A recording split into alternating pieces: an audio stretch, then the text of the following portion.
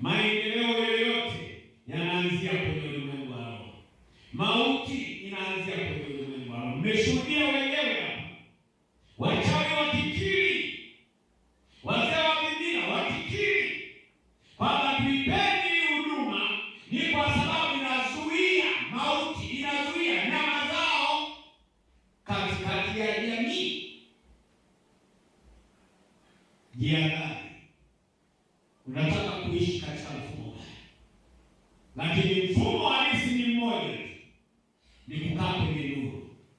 Nuru na giza vichangamani, tutachukiwa sana duniani, ni kwa sababu pamejaa giza.